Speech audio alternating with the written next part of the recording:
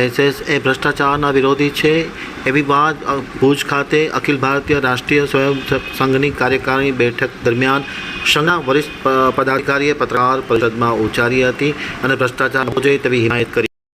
હવે જોઈએ RSSના વડાની પત્રકાર પરિષદના કેટલાક મહત્વના મુદ્દાની જાહેરાત. पॉलिटिकली गवर्नमेंट कोई भी कहीं भी हो, संघ पहले से ही भ्रष्टाचार का विरोध करता है और देश में भ्रष्टाचार अधिक से अधिक हो रहा है. अब संघ की क्या भूमिका है?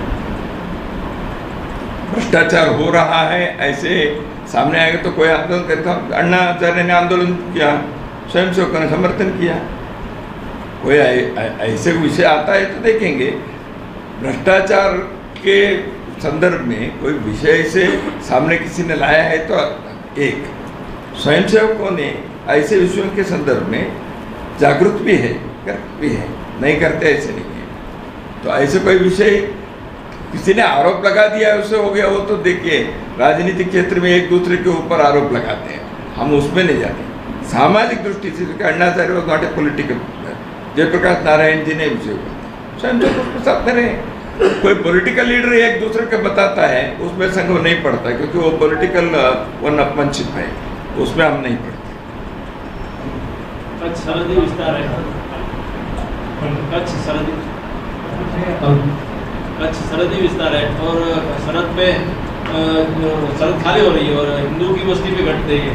तो कच्छ एक ऐसा इलाका है, पाकिस्तान नजदीक है, तो इस बारे में मैंने बताया बिल्कुल सुरक्षा के यहाँ की आबादी रहनी चाहिए ही मैंने कहा.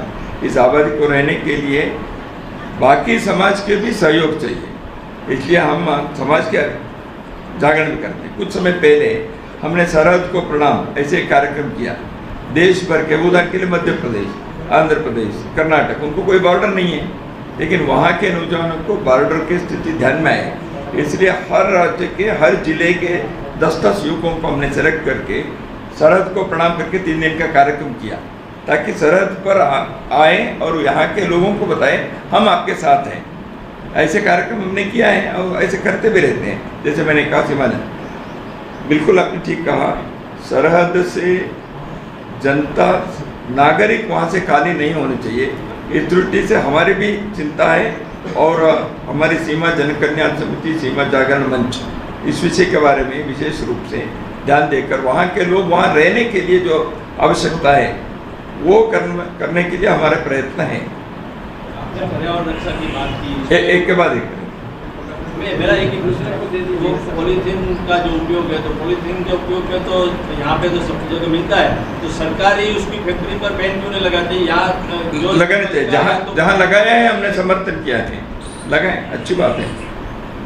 मैंने गुजरात में जब आया तो मैंने कहा यहाँ क्या स्थिति है, यहाँ भी कानून है, पालन होना चाहिए. ऐसे किसी ने कहा मुझे कानून है कि नहीं आप लोग बताएंगे. मेरे एक मित्र ने कहा, मैं कुछ दिन पहले जब यहाँ आया गुजरात के अंदर, इस प्रवास से पहले के में कर्नावती आया था, तो मैंने कहा यहाँ पॉलीथीन के बारे में कानून है क्या? ऐसे कानून है तो उसका पालन होना चाहिए और सरकार पालन करवानी चाहिए, हमको भी पालन करना चाहिए. यानी मेरे से बिल्कुल करना चाहिए. मेरा और एक कहना है, समझो कानून नहीं भी हैं तो अपने को उसमें कितने क्रेयान का है, कितना का है, वो है. पॉलीथीन सभी एक ही प्रकार नहीं है.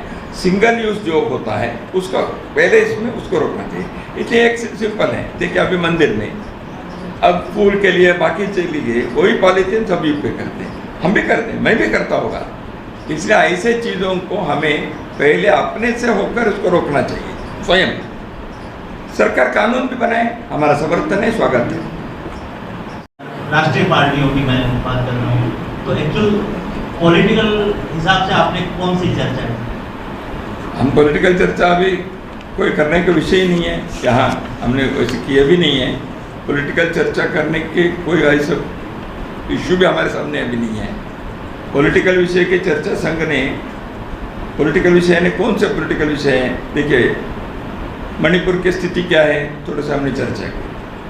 देश के पॉलिटिकल विषय इलेक्शन ही है, तो इलेक्शन तो देश में चल रहे हैं, तो वो उन राज्यों में चलेंगे. तो उसमें हमने तो हमेशा कहा है 100% मतदान होने चाहिए और देश के हित में लोग इस लोकतंत्र के कर्तव्य को निभाना चाहिए, ये हमारा आग्रह रहता है। बाकी पॉलिटिकल चर्चा हमारे बैठक में होती नहीं। हमारे बैठक में शाखा कैसे मजबूत हो, हिंदू समाज के सामने और क्या क्या विषय हैं, ये जो मैंने 5 विषय बताया समाज को करने का, तो इसके लिए स्वयंसेवक हम अपनी भूमिका कैसे निभाएं, चर्चा हमारी यही रहती है। लेकिन मिलने पर तो गुजरात के परिप्रेक्ष्य होगी ही ना, कोई राजनीतिक बात नहीं हुई। भोजन पर आए थे तो स्वाभाविक है, इस राज्य में आए हैं तो उन्होंने भी एक बार मिलने के लिए आया था, मिले थे। ऐसे बात नहीं है कि कोई पॉलिटिकल बात हो गई, तो सामान्यतः सरसंघ चालक ऐसे विषयों की बात करते भी नहीं है। सामान्यतः जैसे सीमा के संदर्भ में या तो उसमें जनरल विषय के ऐसी बात हुई है, बाकी कोई पॉलिटिकल बात तो हुई नहीं और करते भी नहीं।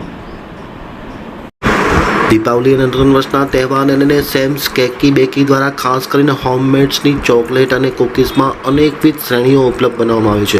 અવનવી ચોકલેટ અને કૂકીઝનો શ્રેણીબદ્ધ ખજાનો દીપાવલીના તહેવાર માટે ઉપલબ્ધ બનાવવામાં આવ્યો છે। સેમ્સ કેકી બેકીના રાધિકા કોટવાલ પાસે આજે તમે તમારો ઓર્ડર બુક કરાવી અને ચોકલેટ અને કૂકીઝની શ્રેણીઓ મેળવો। તેમનો મોબાઈલ નંબર છે 7984954491 છે। તાત્કાલિક બુકિંગ કરાવો।